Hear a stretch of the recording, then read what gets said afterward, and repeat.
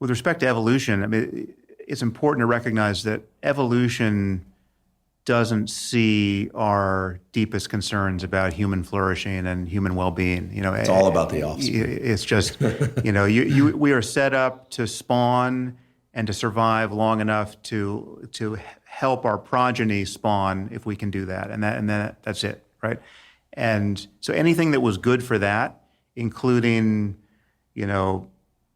tribalism and xenophobia and all kinds of hardware and software flaws that are reveal themselves to be flaws in the present time when we're trying to build a viable global civilization. But they redounded to the advantage of our ancestors somehow, or there are things about us that we're simply not selected for. They just kind of came along for the ride. What Stephen Jay Gould called a spandrel.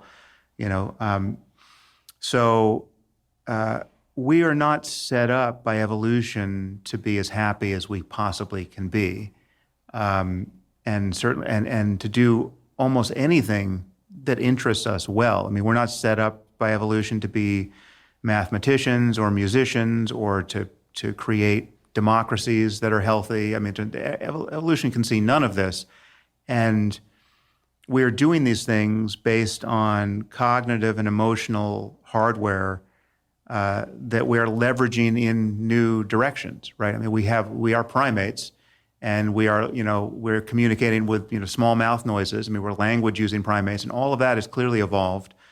And we're doing these amazing things, including science. However improbably, we're actually able to almost entirely with language, understand reality that at a scale that exceeds us in both directions. I mean, the very vast and the very small, and also temporally, the very old. We have visions of the far future. We can figure out where an asteroid is going to cross Earth's orbit 1,000 years from now, if we just do the math. And it's amazing that we can do all of those things, but evolution is blind to all of that, right? And so we have, in terms of what we care about, and certainly in terms of what's going to ensure our survival as a species, we have flown the perch that was created for us by evolution. I mean, it's not just the primate things. And so it is with learning how to regulate our emotions and punch through to a self-concept or beyond a self-concept that is more normative psychologically, that allows us to not be terrorized by our apish genes as fully as we seem to be, even in the presence of more and more destructive technology.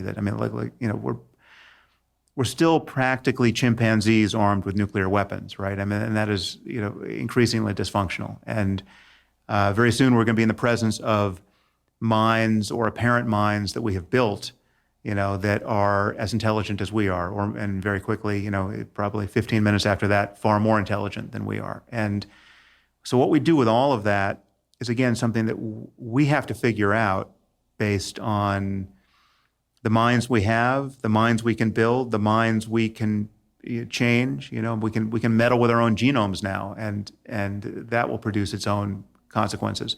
In ourselves and in future generations if we meddle with the germline. And again, all of that is just, evolution is just sort of the womb we came out of, but it didn't anticipate any of that, right? So that, Mother Nature has simply not had our best interests at heart, right? And we might die off, and from the point of view of Mother Nature, that's fine, because 99% of every species dies off, So there's that. But when you're talking about the individual developmentally, so we all come into this world again as a fairly hairless primate that needs a tremendous amount of care by others, and the logic of that is that the reason why we're not a gazelle that can run 45 minutes later and then basically do all the gazelle things perfectly soon thereafter.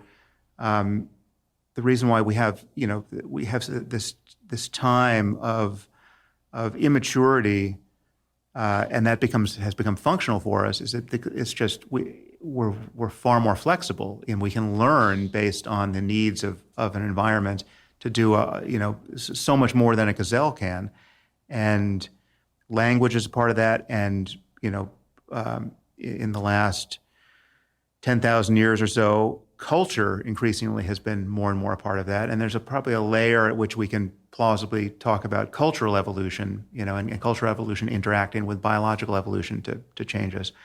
But when you're talking about the development of an individual, each of us comes into this world, I think, not recognizing ourselves in any sense that would make sense to reify. It's not that there's nothing there. There could be some kind of proto-self differentiation, but I think it takes a long while, and there is very likely a coincidence between really recognizing others. We recognize others first. We're certainly in relationship immediately, and we orient to human faces, and we even detect other humans as good and bad moral actors very early. Certainly long before we recognize ourselves in a mirror. The experiments run, again, this is Paul Bloom and colleagues, experiments run on kind of the moral hardware and software of developing toddlers. But I think at this point they've pushed it down all the way to like 6 months of age, where you'll get these infants staring at kind of a puppet show, and they'll show a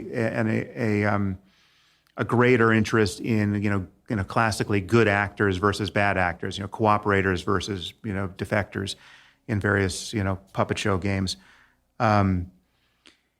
So it's not that we have no mind and no proto-awareness of others and of self, but what eventually happens, certainly as we become at all facile with language use, is that we become aware that not only are we in relationship to others, but we are an object in the world for them, right? So that we have enough people pointing at us in our cribs, right, and impinging upon our experience, right? That you're being physically moved and prodded and touched and consoled or not consoled.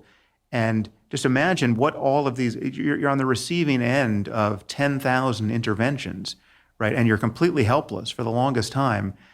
And all of that attention, you have all of these people coming up, to the crib and making faces at you, cheering for and you. Yeah, and it's all pointed at you, right? So there's a classic magical narcissism that gets constructed there if you take the psychological literature, at least a certain strand of it seriously, and I think it's largely apt to think of a child at that age as a kind of there's a kind of narcissistic structure there where it's all kind of going inward, and at a certain point you realize, okay, I'm the center of all of this, right? Like it's not just a movie that you're completely absorbed in, and you've lost your sense of self. This is to talk to yet another example of what it's like as a grown-up to lose our sense of self. And one of the things I think we find so fascinating about television and film is that when we get totally absorbed in it, we're in this very unusual circumstance where our brain is basically reading it as we're in the classic social circumstance. We're presented with the facial displays of other people. In fact, we can get sometimes these people are 10 feet tall, right? Or their faces are 10 feet tall. You have a close up in a movie theater. So it's like this super stimulus in terms of evolution. And they could be making direct eye contact with a camera, right? So you have this gigantic face staring at you, and yet you're totally unimplicated socially. You can't be seen, and something about that you can't be seen, and so you completely lose self-consciousness, and yet you're able to examine with completely free attention, again because you're totally unimplicated, the facial minutia and the mimetic facial play of people from at a very close range. You're seeing people close. You'd have to be physically just about to kiss your spouse, Like that's what a close-up is in a film, right? Like that, you never get that close to people, right?